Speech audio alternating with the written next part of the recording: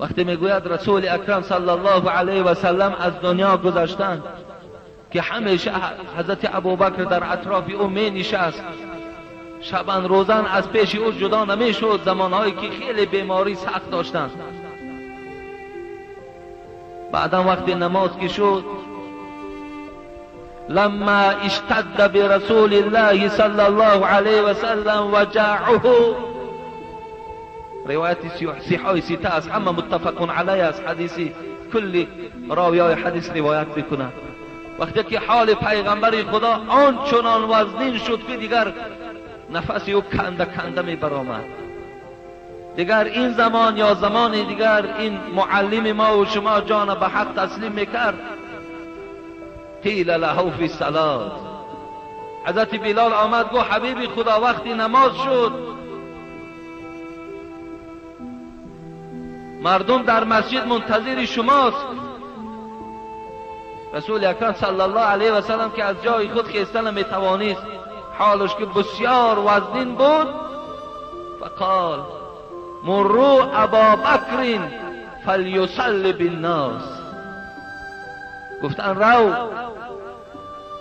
رو به ابوبکر اعلان کن که پیش در آید نماز مردم خوانده دهد،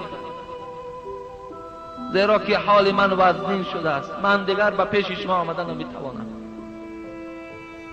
عایشه میگوید من در پیش پیغمبر خدا بودم وقتی که امر کرد که ابوبکر به پیش نماز گذرانید.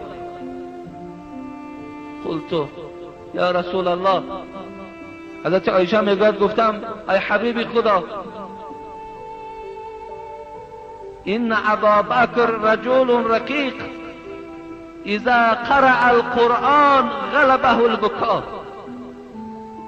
عایشه میگوید تقوای پدرش که میدانیست، عبادت پدرش که همیشه تماشا میکرد، گفت ای حبیب خدا پدر و مادرم فدای تو باد،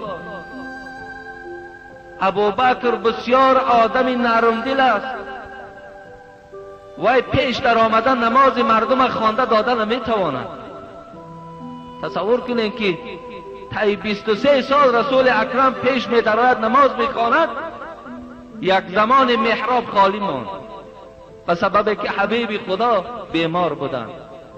البته یارهای پیغمبر خدا دقیقه به پیغمبر خدا ایستادن نمیتوانستند، اونها جرأت هم نداشتند که محراب در برآمده نماز مردم خوانند.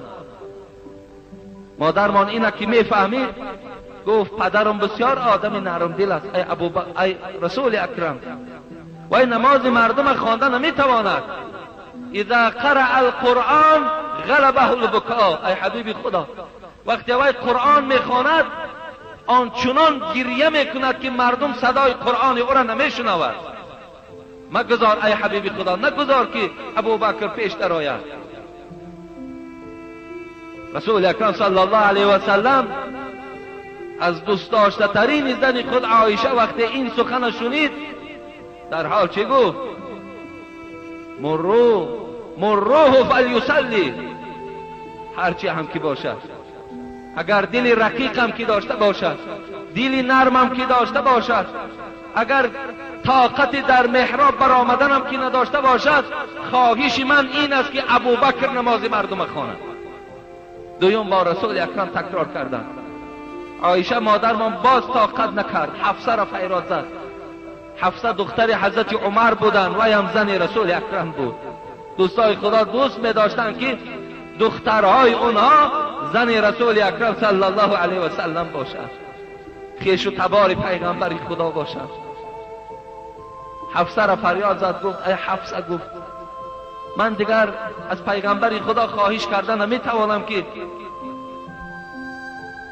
ابوبکر را پیش نماز نگذارد، تو را برسان بگو که ابوبکر پیش در آمدن نمیتواند و این نماز خواندن نمیتواند به خاطر که در هر یک آیت قرآن گریه میکند. رو بگو تا که عمر پیش در آید.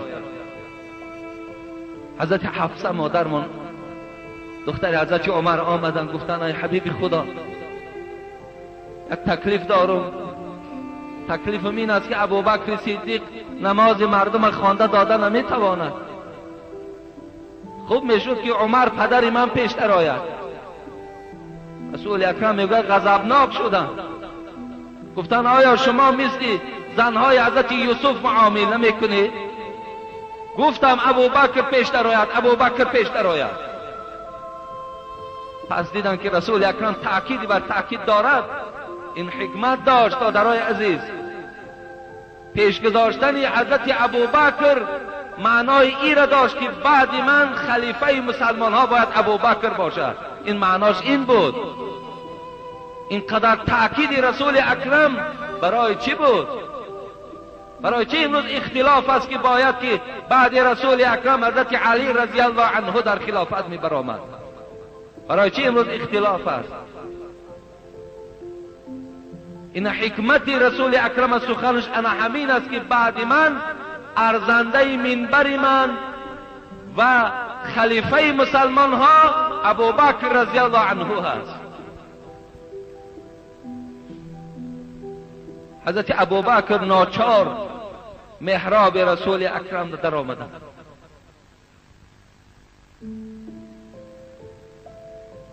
وقتی که الله اکبر گفتند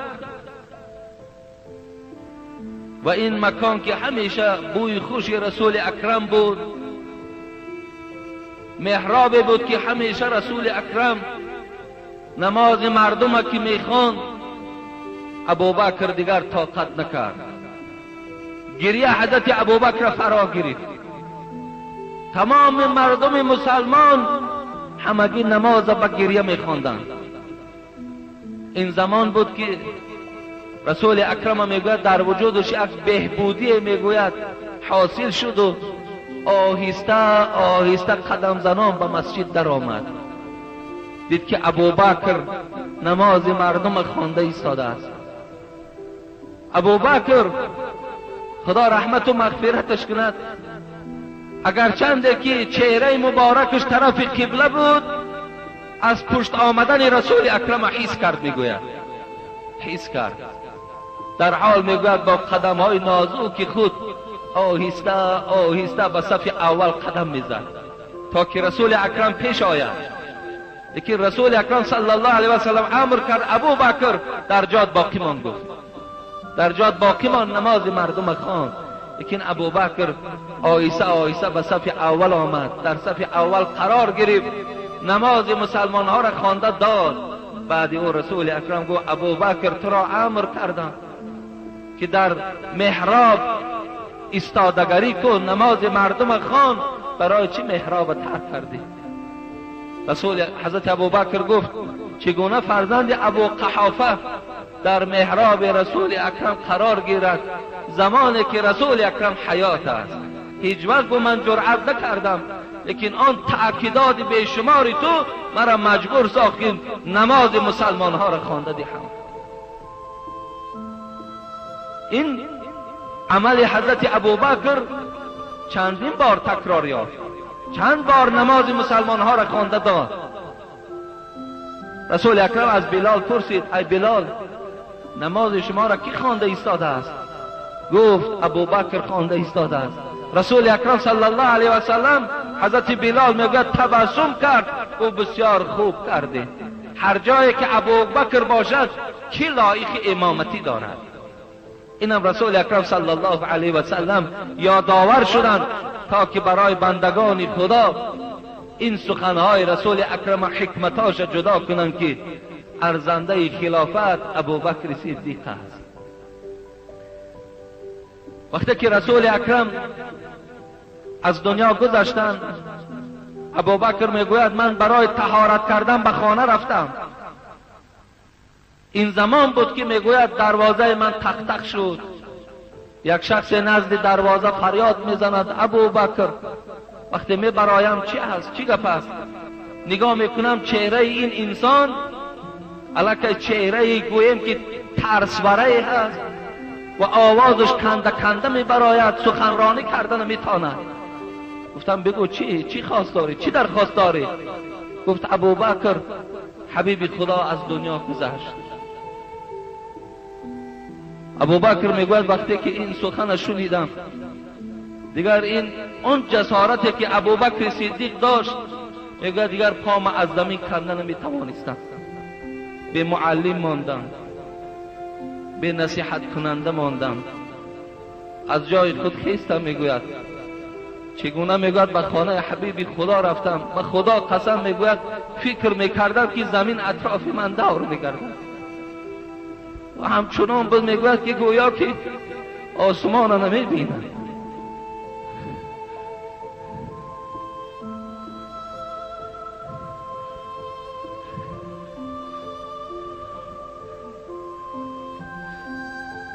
آمدم به خانه معلم. یک زمانی جدایی که از او شدم جان به حق تسلیم کردم. نگاه کردم یک چادر بالای حضرت پرتافتن، عایشه صدیقه در یک کنار نشسته. دیگر طاقت نکردم، چادر را بیرون کردم و خودم را حواله بر روی رسول اکرم کردم و بوی کردم. گفتم ای حبیب خدا، در حیاتم خوشبوی بودی، در وفاتم خوشبوی هستی. و او را میگوید آخرام بوسه از پیشانی حضرت کردم و چادر را در بالای ایشان کشیدم. زمان وقت میگوید به خانه معلم حبیب خدا در آمدم، مسلمان ها اطراف خانه پیغمبر را فرا گرفتند، همگیش در زمین افتیدگی بیهوش بودند. کدامش داد میزند، کدامش بیهوش است. حضرت عمر میگوید ابوبکر در بیرون کوچه دیدم با این قدر غیرت شمشیر کشیده است. میگوید کسی گوید محمد مرده است، قسم به خدا با این شمشیر سرش جدا میکنم، محمد نمرده است. این حالت میگوید مشاهده کردم و دیدم که مسلمان ها رو 70 نشوند بیرون خانه شدم. تمام مسلمان ها را جمع کردم. گفتم ای مردم مسلمان، کسی که تا امروز محمد را عبادت میکرد محمد مرد، لیکن کسی که خدا را عبادت میکرد خداوند هرگز نمیمرد. اگر چند میگوید زبانم نمیگشت که حتی گویم رسول اکرم مرد، همین به خدا قسم زبانم گفته نمیتوانید. لیکن برای روحیه مردم مسلمان شکسته نشود، برای مردم اعلام کردم. در حال میگوید مصلحت کردم، فریاد زدم، آن یاران پیغمبری خدا را، آن اصحاب رسول اکرم را همگی را فریاد زدم، مشورت کردیم چگونه تکفین و تجهیز رسول اکرم انجام گیرد. اینا چگونه کردن در کار؟ جنازه اینا کی میخواند؟ جنازه این در کجا میشود؟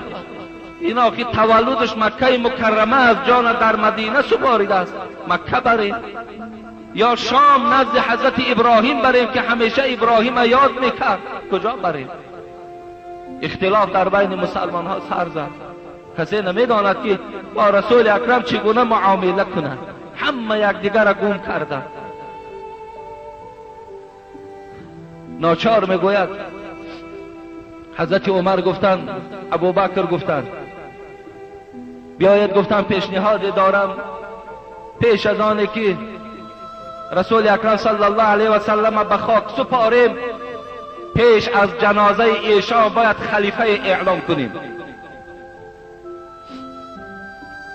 ابوبکر میگوید قبول کردم. در حال نگاه کردم که در اطرافهای مدینه گرد حمایی ها جمع شده بودند. هر یک آدم یک نفری را پیشنهاد میکرد. مردم مدینه میگفت که یک نفر از ما میشود، یک نفر از مکه مکرمه میشود، 2 تا خلیفه اعلان میکنیم.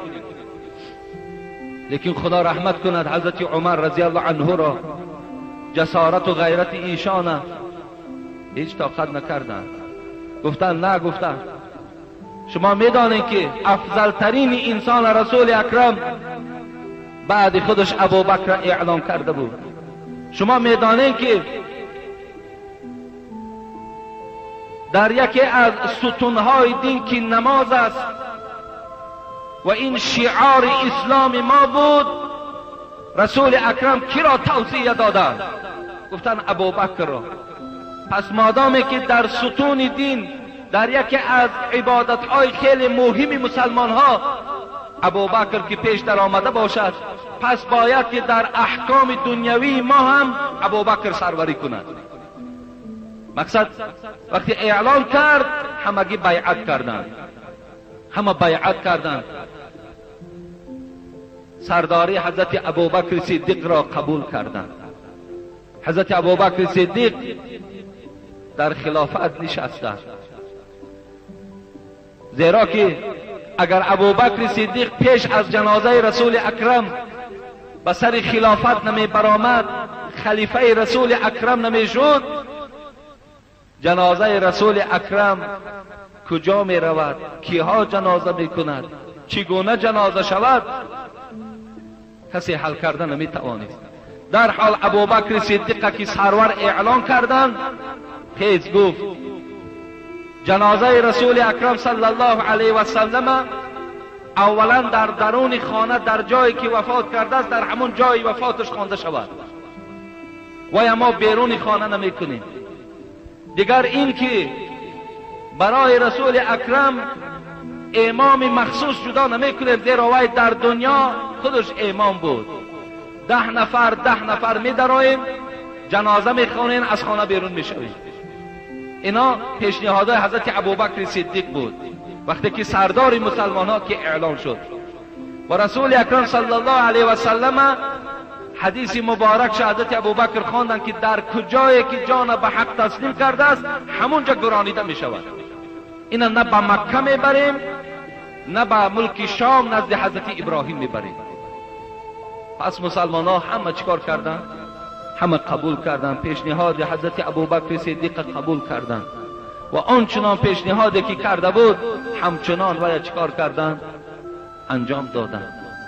2 سال رفتارش که خوب بود، حسن خلق داشت.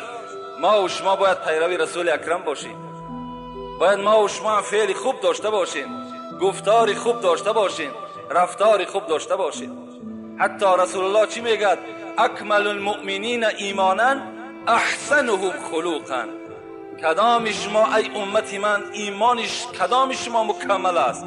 ایمان همون انسانی که فعل خوب دارد، رفتار خوب دارد، گفتار خوب دارد، از دست یو کسی آزار نمییابد، از زبان یو کسی آزار نمییابد. ما شیء اثقل فی المیزان یوم القیامت من حسن الخلق. پیغمبر گفتند در روز قیامت در ترازویی که اعمالهای ما و شما را وزن میکنن، از فعل خوب در دیگر دیده وزنین تر چیز نیست. حسن خلق به نهایت وزنین است. وقتی هر باری که وزنین شد او با فایده انسان حل می شود، وقتی اگر از ثواب باشد. برای همین از پیغمبر ما و شما میگد این المؤمن لا یدرک بحسن الخلق درجة الصائم والقائم.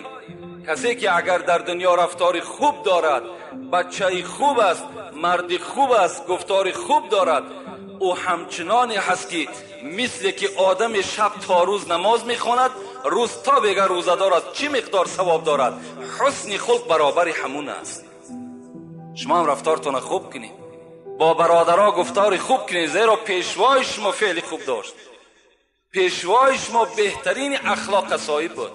با زنهاتون معامله خوب کنید، با پدرها و مادرهاتون با زبان خوش گپ زنید، زیرا که پیغمبر شما همچنان رفتار داشت. فستبصروا و یبصرون بأیکم المفتون. خدا چی گفت؟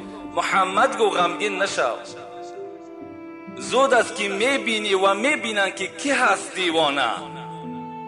زود است که روز قیامت میآید، این مشرکانی که تو را پیوسته آزار میدهند میبینن که دیوانه کی هست، گمراه کی هست، شیطان کی هست.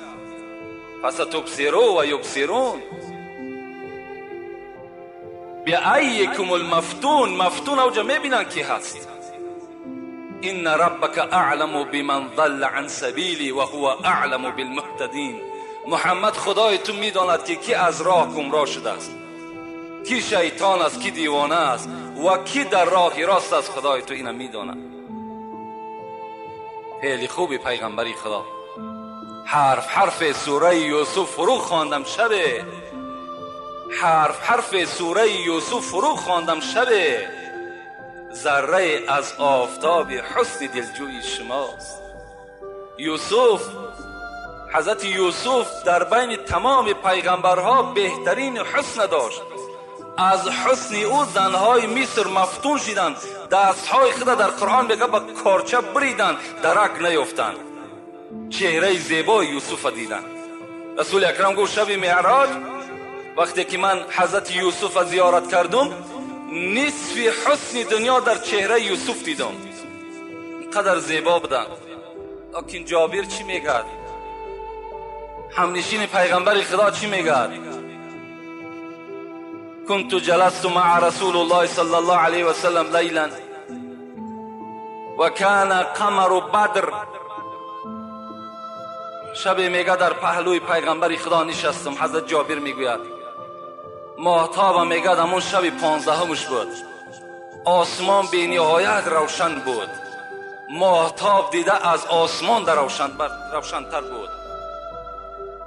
نظرت الى وجه رسول الله صلی الله علیه و سلم مرتا و الى القمر مرتا.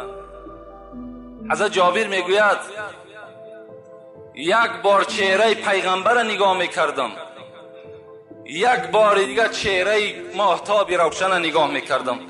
قسم به خدا که چهره محمد میگه از ماهتاب دیده روشنتر بود.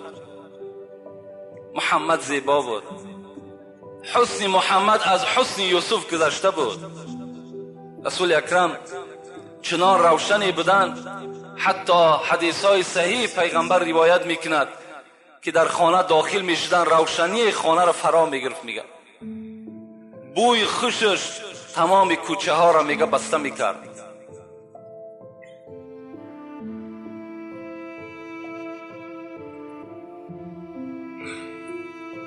إن كنتم تحبون الله فاتبعوني يحببكم الله ويغفر لكم ذنوبكم والله غفور رحيم وأطيعوا الله وأطيعوا الرسول فإن تولوا فإن الله لا يحب الكافرين.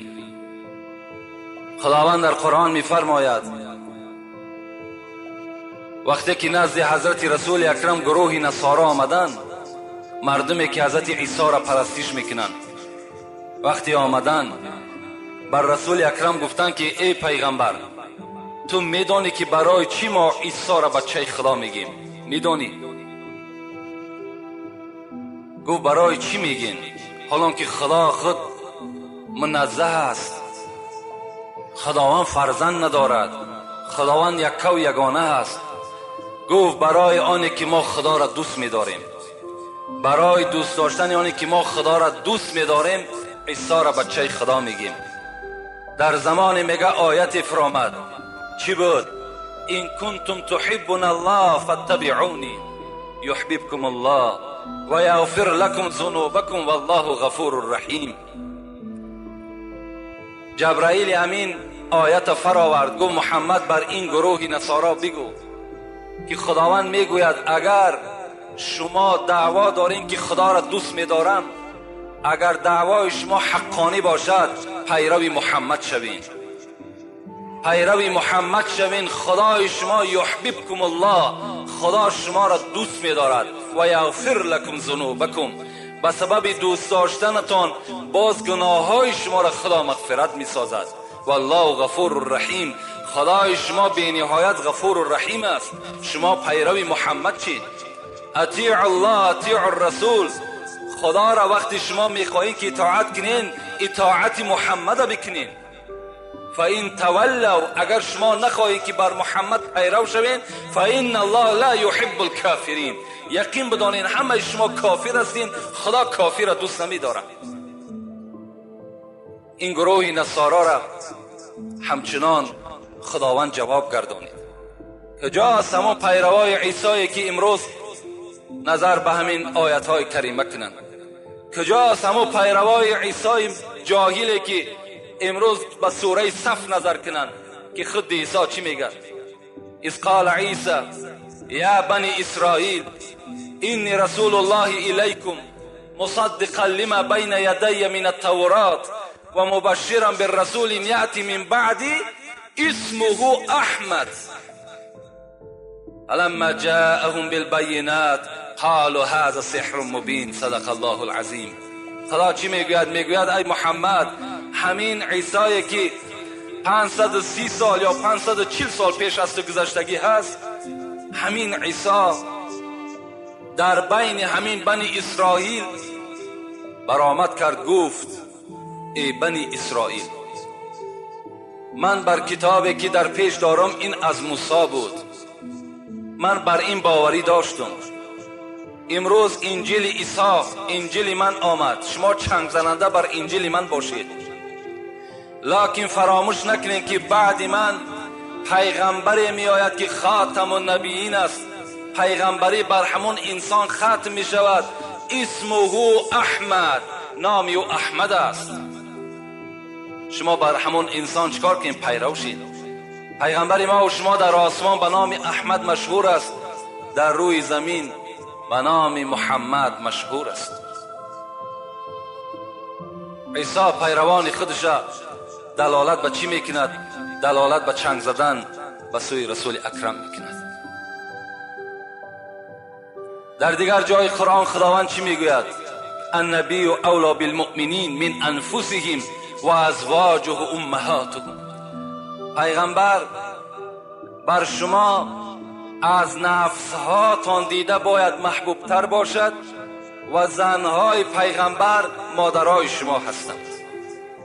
وقتی که جنگ تبوک میگد آغاز شد، رسول اکرم اعلان کرد که همه مردم مسلمان بیرون شوید و در این جنگ تبوک همراه من اشتراک میکنید. این صحابه ها چی گفتن؟ گفتن پیغمبر خدا، از پدر و مادر میپرسیم، آمده در کوشنهای لشکری تو همراه میشویم و با ضد آن کسانی که دین تو را و قرآن تو را تحقیر میکنن مبارزه میبریم. آیت آمد النبی اولی بالمؤمنین من انفسهم و ازواج امهاتهم. محمد بر این امتات خبر بده که تو را باید از پدر و مادر دیده دوست بدارن. پدر و مادر کجا میپرسن؟ از تو بپرسن. از نفسها و از جانهاشون دیده تو را دوست بدارن و خبردارشون کن که زنهای تو مادرهای اینها هستند. البته به البته رسول اکرم حدیث صحیحش است، لا یؤمن احدکم حتی اکون احب الیه من والدی و ولدی و الناس اجمعین. ایمان شما کامل نیست ای امت من تا زمانی که شما مرا از پدر و مادرتان، از فرزندهای جگرگوشتان و از تمام مردم و از مال و انجام و پول و خانه که دارین و از جانهایی که در وجود دارین، از این دیده مرا دوست ندارین، ایمان شما کامل نیست. در اصل خدا ما و شما را منت میکند که ای بندگان، ای تخم انسان، پیش از آنی که محمد بر زمین نیامده بود و این کانوا من قبل لفی ضلال مبین، شما گمراه بودین. شما نمیدانستین انسان چی هست، شما نمیدانستین خدا چی هست، شما انسان اخلاق نمیدانستین چی بود. روز رسول اکرم آمد دنیا منور شد. روز رسول اکرم آمد انسان قدر و قیمتش پیدا شد. همه ای طفیل پیغمبر خدا شد. ما و شما را خداوند منت میکنه. حضرت عمر میگه در معرکه بودن، گفتن یا رسول الله انت احب الی من کل شیء الا نفسی. پیغمبر خدا، من تو را از پدر و مادرم دیده، از فرزندهام دیده، از خانم دیده، از مال و انجام، از تمام یار رفیقم دیده، تو را دوست میدارم، لکن بغیر جانم، جان خودم دوست میدارم. رسول الله گفتن لا یا عمر، تا اگر از جانت هم دیده مرا دوست نداری، ایمان تو کامل نیست. عمر حضرت چیکار کردن؟ حضرت میگه در تفکر رفتن، گفتن من همان عمری نبودم که شمشیر در دستم بود، میخواستم سر محمد ببرم. این امروز قدر من، این قیمت من در بین تمام مسلمان ها پیدا شد، طفیل محمد بود آخر. و ایلا من کی بودم؟ و ایلا من کی بودم که رسول اکرم از من دعا طلب میکند؟ من از کی؟ من از صحاب رسول اکرم به این درجات رسیدم. و ایلا من هم سگ از سگای دوزخ بودم. اگر همراه ابو جهل همراه ابو لهب از دنیا میگذشتم مثل اونا دوزخی بودم. من این شرافت و درجاتی که رسول اکرم گفت قصر عمر در جنت دیدم، من را طفیل رسول الله یافتم. میگه گشته گفتن یا رسول الله انت احب الی من کل شیء حتی من نفسی. پیغمبری خدا از پدرم دیده، از مادرم دیده، از فرزندهام دیده، حتی از جانم دیده من تو را دوست می‌دارم.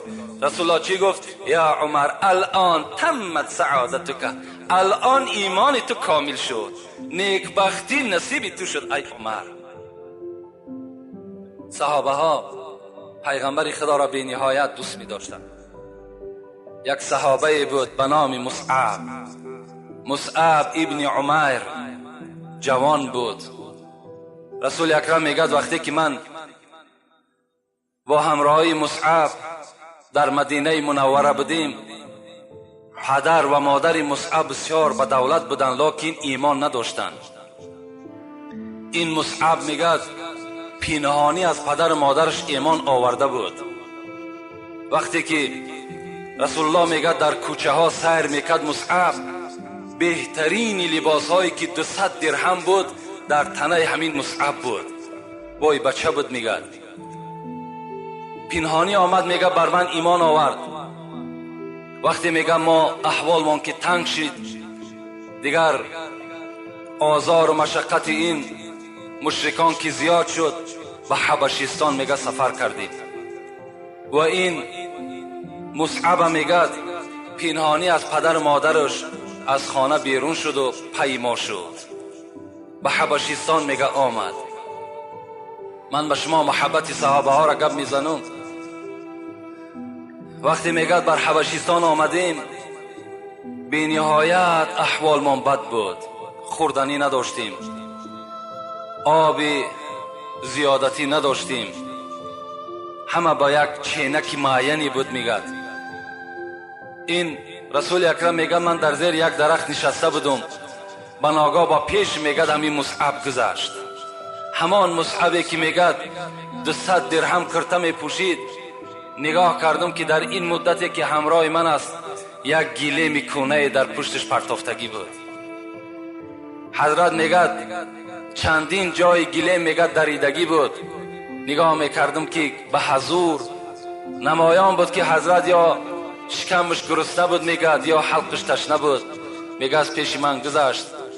دیگر میگه من طاقت نکردم، ایمانداری مصعب دا که دیدم میگه دیگر گریان شدم. رسول اکرم میگوید وقتی میگه اندک روز از بین گذشت، به ناگاه اعلان جنگ شد که فردا یک قبیله با شما اعلان جنگ دارد.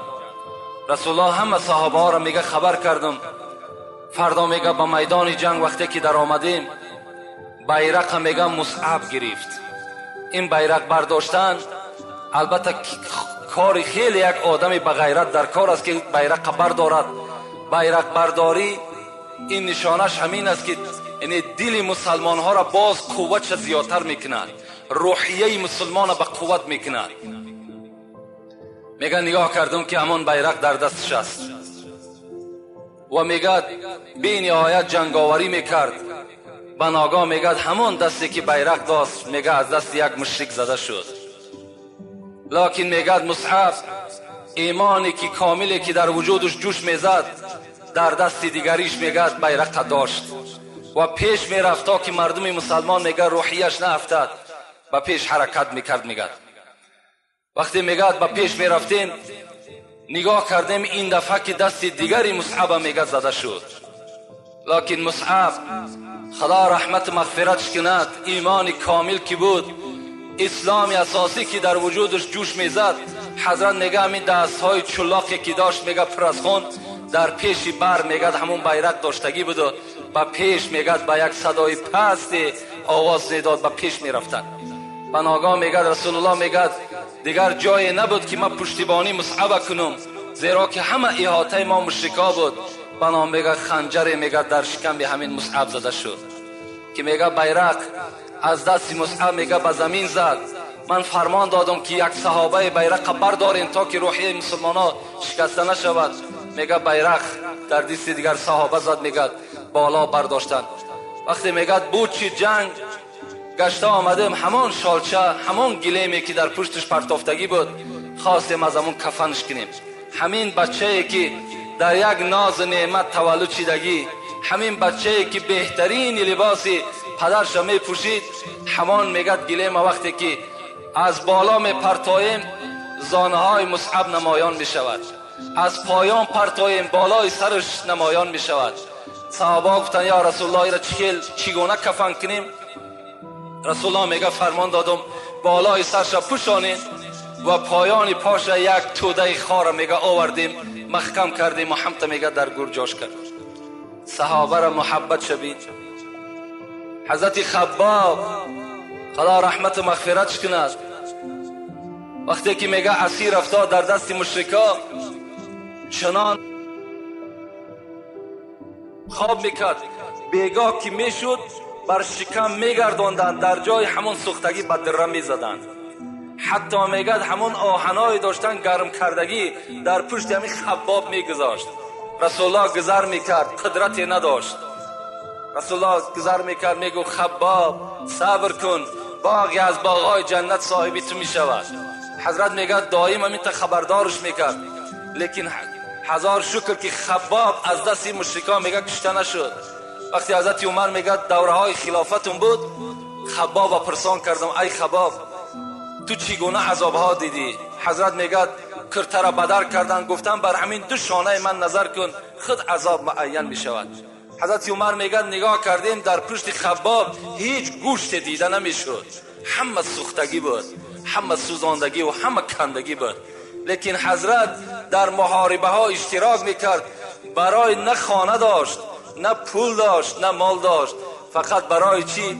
برای حمایه قرآن، برای حمایه پیروی پیغمبر خدا، برای حمایه اسلام چکار میکرد؟ جان فدایی میکرد.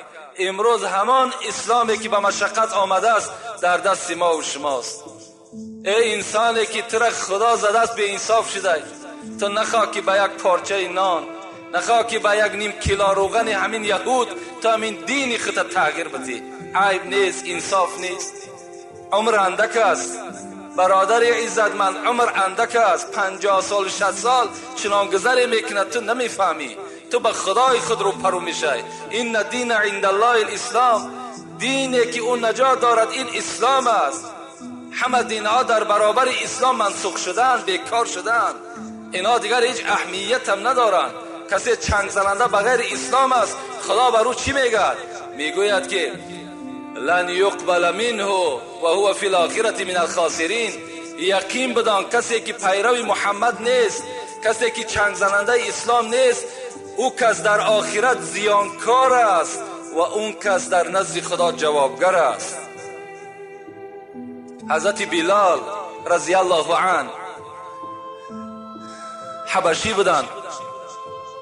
بلال از پیروی شد سرمه چشم، مولوی میگد سرمه چشم پیغمبر خدا از چی حساب شد؟ از حساب پیروی پیغمبر شد.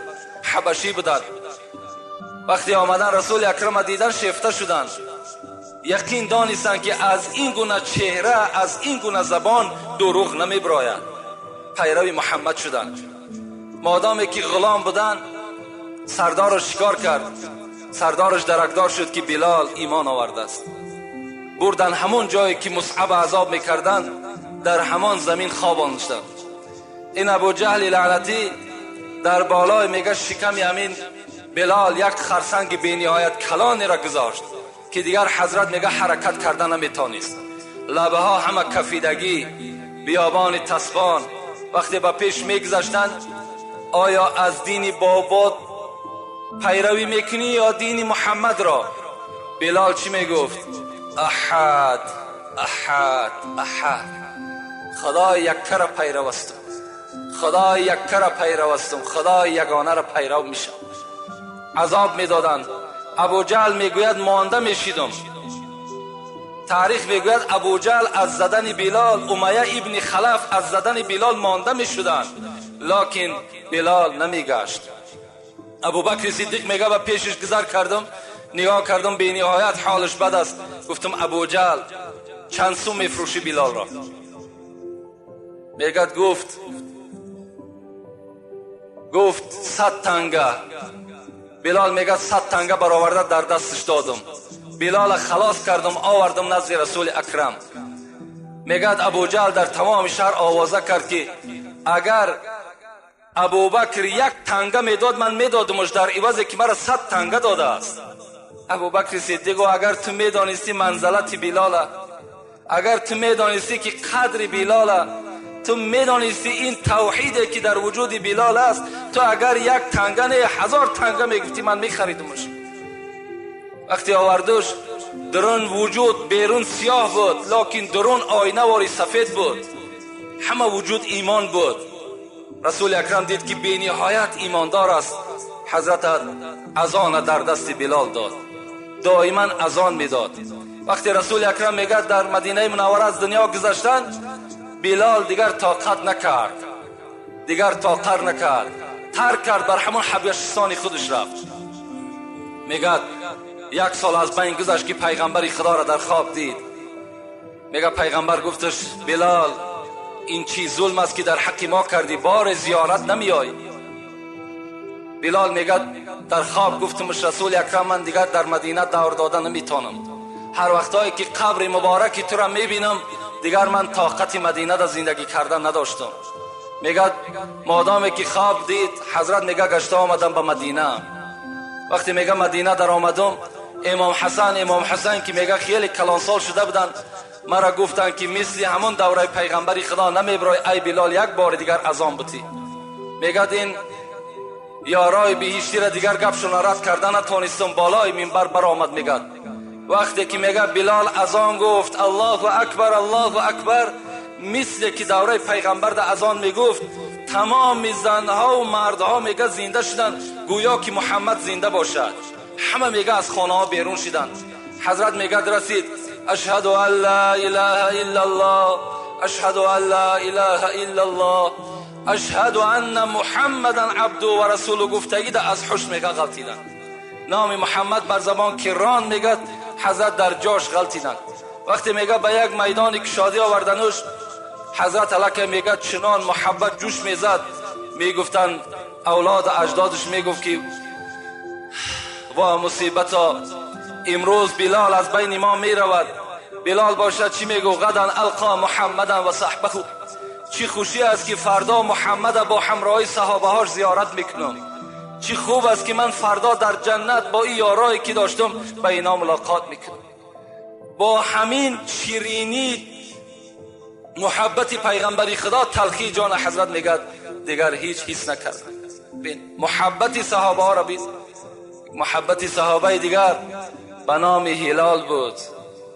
شاید شنیده باشین، من به شما پیوسته این محبت صحابه ها را میگم، بعداً محبت خودتان با محبت صحابه مقایسه کنید.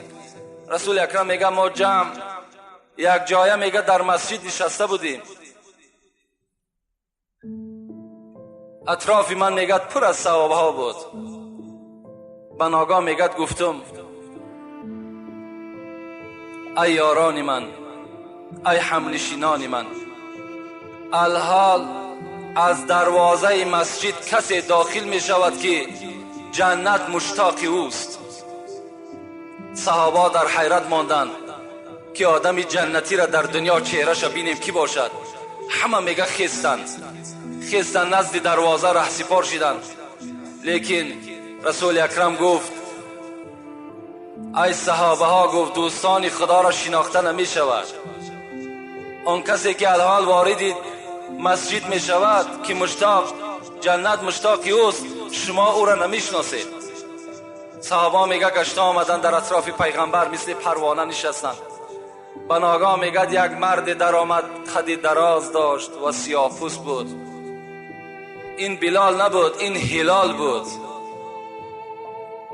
به نزدیک رسول اکرم آمد، با پیغمبر خدا میگه سلام کرد، در پیش پیغمبر خدا نشست. رسول الله میگه وقتی من نظر به چهره هلال کردم، چشمهاش میگه در قعر سرش رفته بود از گشنگی. میگه گفتم هلال اگر اجازت باشد طعام برای تو مهیا کنم تا که افطار کنیم. میگه هلال گفت پیغمبر خدا من نظر کردم که اگر با پیغمبر خدا ملاقاتی شوم 3 روز روزه میگیرم. امروز که خدا مرا نصیب دیدار تو کرده است من 3 روز روزه میگیرم. رسول الله میگه گشته گو هلال وقتی که بعد 3 روز روزه تا میشکای در حق محمد دعا کن.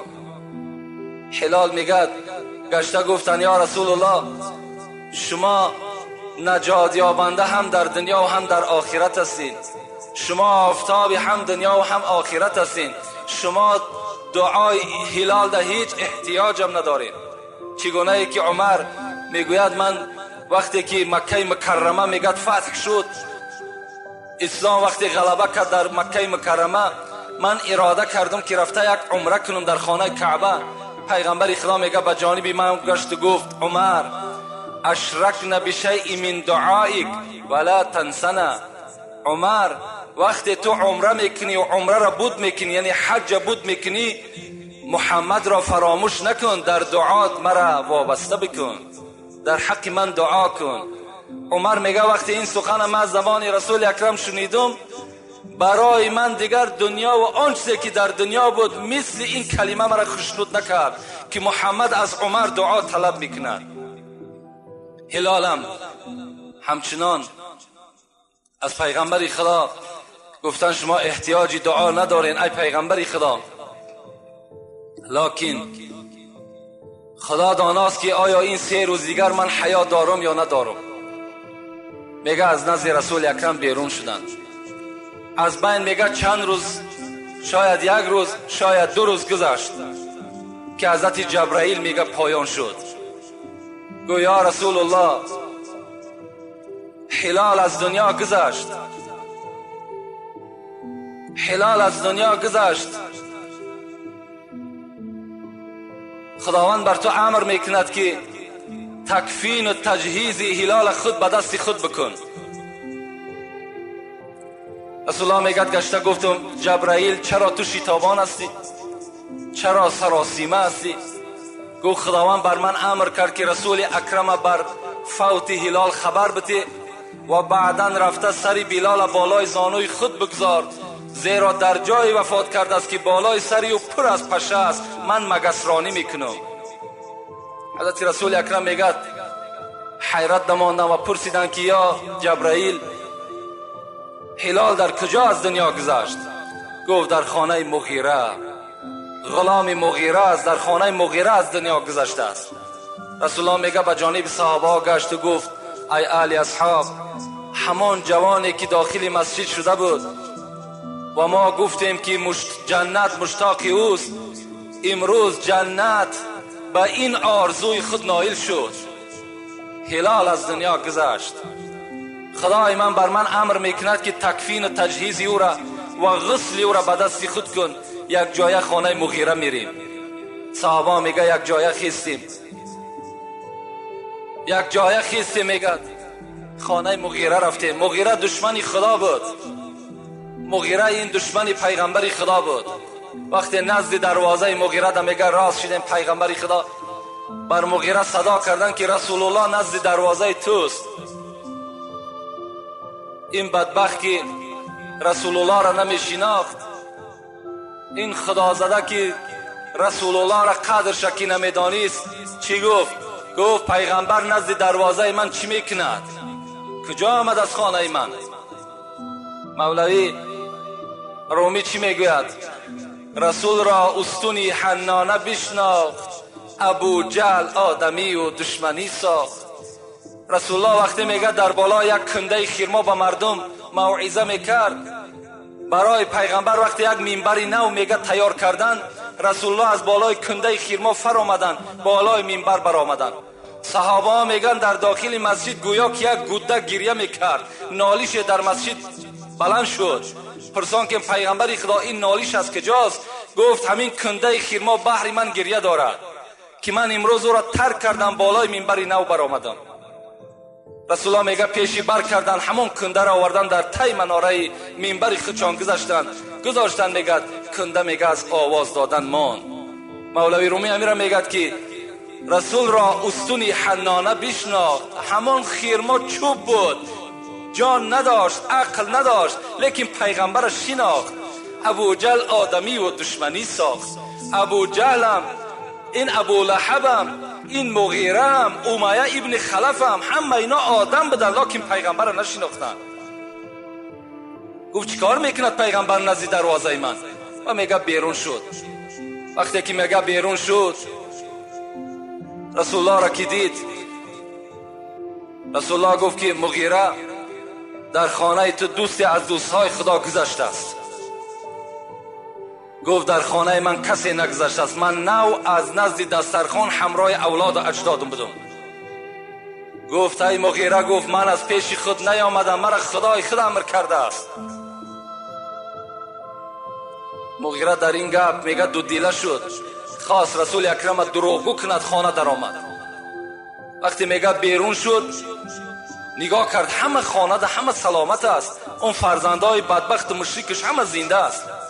خواست که پیغمبر دروغگو کند، در حالت میگه غلام دوید آمد، گفت ای مولا، گفت ای مغیره، گفت هلال از دنیا گذشته است.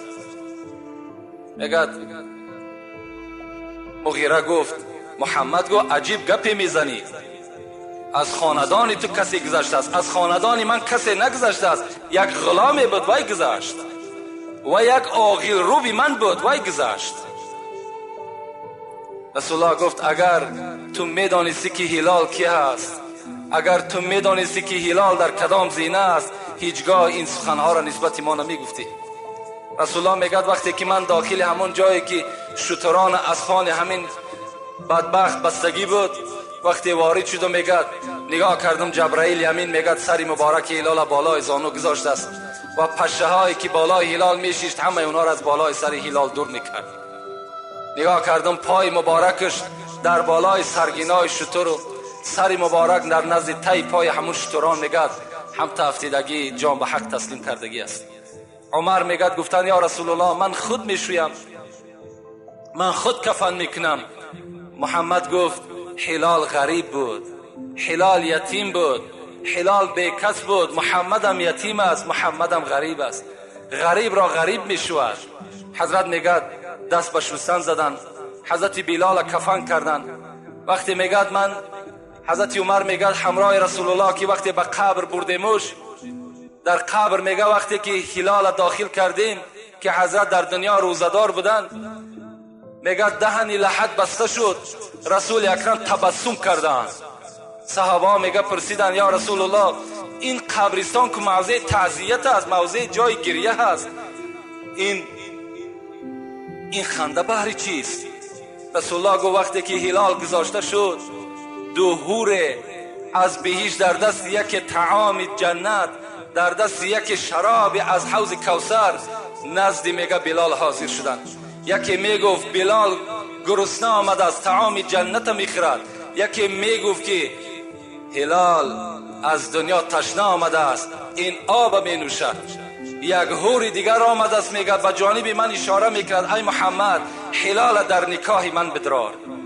میگه هلال به جانب من تبسم کرد و گفت لا اريد الا هو، نه طعام میخوام، نه شراب میخوام، نه حور در نکاح خود میدرارم، تا جمال الهی را نبینم من به هیچ کدامی راضی نیستم. محبت بین، تا جمال خدا را من نگاه نکنم، بر من نه زن لازم است، نه شراب لازم است، نه طعام لازم است. با این گونه از دنیا گذشتم. دشمنی را بینید. ابو لهب وقتی که در سوره شعراء آیت 214 ای را تحلیل شد، وقتی نگاه کردیم خداوند امر کرده بود است و انذر عشیرتک اقربین. محمد اولاد اجداد از خدا بترسان. تمام آن کسی که عمکی توست، تقای توست، خاله و عمه توست، همگی را از عذاب خدا بترسان. رسول الله میگه بالای کوی صفا برآمدم. و گفتم ای بنی عهدی، ای بنی فهد، ای بنی هاشم. میگه وقتی از بالای صفا در مردم عرب میگه در حالت صدا میدادن که اگر یگان خطر می آمد یک کس از بالا میبرامد اعلان میکرد. تمام مردم میگه وقتی صدای محمد شنیدن همه دوام به پیش رفتن. میگه رسول الله از بالای کوه به خویش تبارش گفت که در این مجلس ابو لهب هم اشتراک داشت. گفت امروز آیتی از جانب خدا آمد، گفت که خویش و قومیتت را از عذاب من بترسان. میگه ابو لهب از بین خیست و چی گفت؟ گفت تبا لک علی هذا اليوم جمعتنا.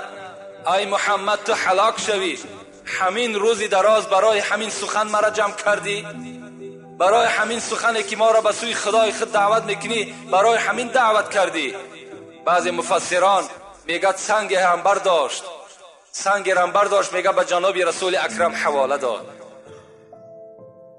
رسول الله وقتی از این معرکه ناخشنود شدند، غمگین شدند، زیرا که اگرچه اولادها همش این کار کردند لکن مثل ابو لهب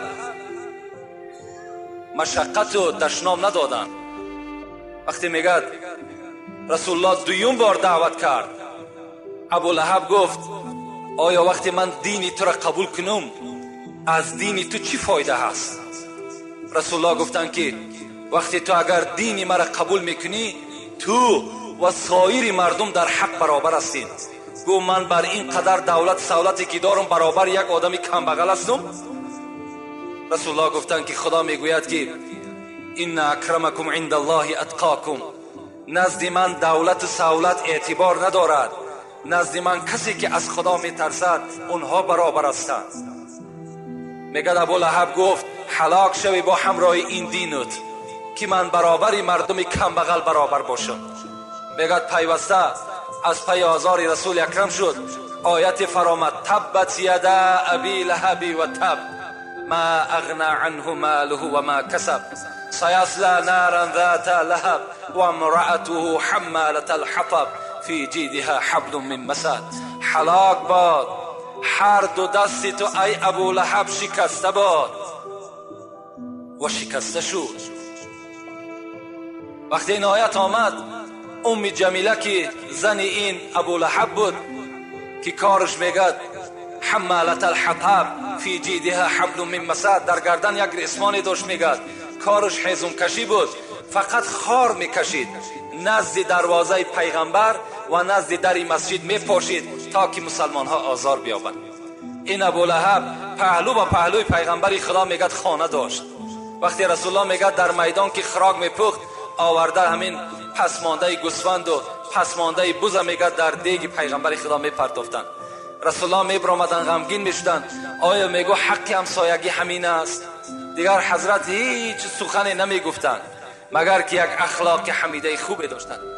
این ابو لهب میگه 3 فرزند داشت، یکی عتبه، یکی معتب، یکی عتیبه.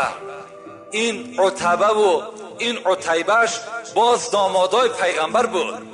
اینا پیش از پیغمبری شدنش 2 دخترش رقیه و ام گلثوم در دست این 2 فرزند ابو لهب بود. وقتی این آیت که آمد ابو لهب غمگین شد. ابو لهب در مثال یک غمگین، یک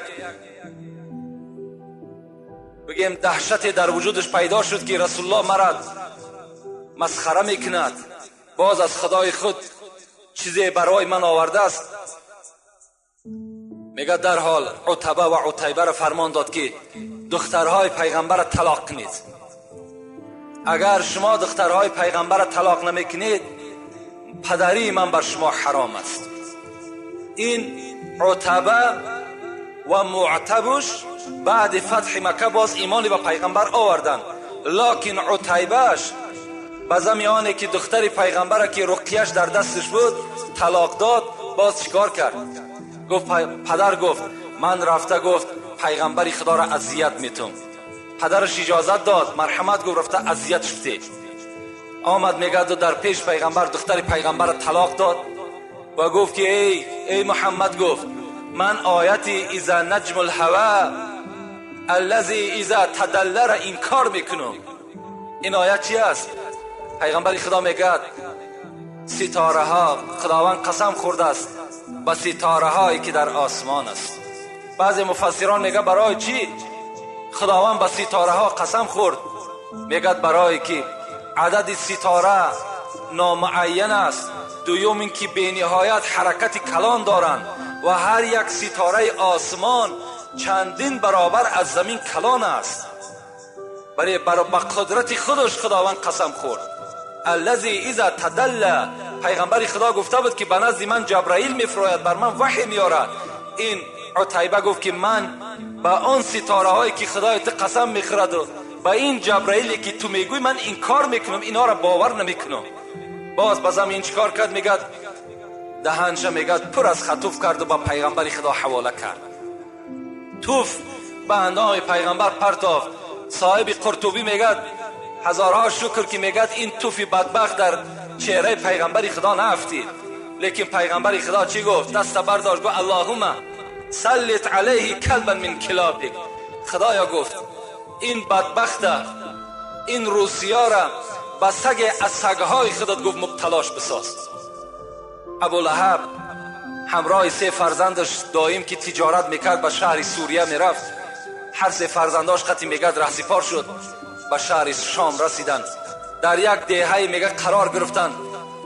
مردم این دهه آمد گفت در اینجا شیرها بسیار است، آدم ها را شکار میکنند، خوب میشد که از اینجا دورتر میرفتیم. ابولهب گفت من فرزند خدمت در بین شترها میخوابانم و عسکر در اطرافش میمانم، هیچ کس بر این زیان و زلال داده نمیتواند.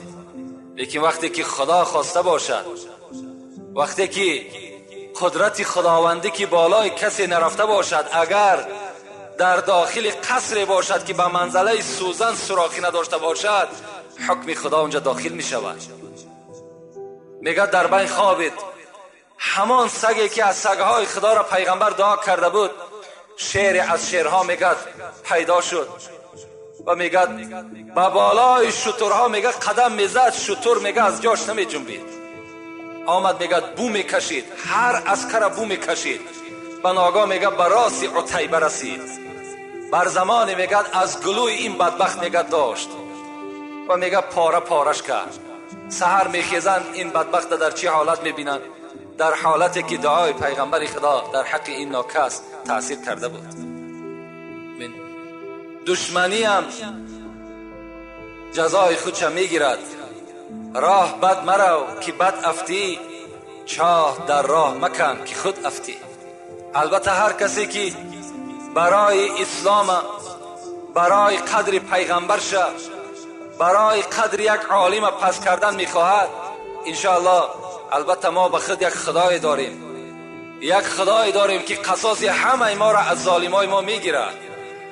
هر کی با شمع خدا سازد پفو، کسی میخواهد که این شمع، این قرآن، این نور اسلام خاموش کند. رومی چی میگد؟ هر کی با شمع خدا سازد پفو، شمع کی میرد بسوزد پوزی او. این شمع نمیمیرد دیگر، این روشنی قرآن باز روشن میشود، این نمیمیرد مگر پوف کننده را زبان و دهانش میسوزد. چراغ احمدی را حق بیافروخت، کسی پوف کرد ریشی خیش را سوخت. این بود مختصراً از حیات محبت صحابه پیغمبر با پیغمبر خدا و از حیات دشمنهای پیغمبر خدا که مناسبت پیغمبر چی دشمنی ها کردن و چی جزاها دیدن. البته ما و شما شنیدیم. کاری کنیم که ما و شما امت نوگی زبانی نشیم. کاری کنیم که هر یک زمان ایمان ما عوض نکنیم. بر سر بنده مومن مصیبت ها و مشکلات ها هر زیلش بسیار می آید. ما و شما صبر کننده باشیم. با اندک مصیبتی که بالامون می آید در حال شکست دل نشیم، بلکه چیکار کنیم تا چند محبت ما و شما قویتر و زیادتر در دل ما و شما شود.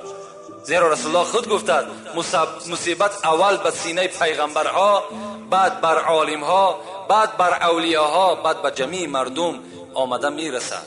رسول الله را وقتی میگد ایمان می آوردن چی میگفتند؟ میگفتند مادامی بر من ایمان آوردی دروازه فقر برای تو گشاده می شود. یعنی دروازه تنگ دستی و دروازه های مصیبت بالای تو گشاده می شود. تو چیکار نکن شکست دل نشه.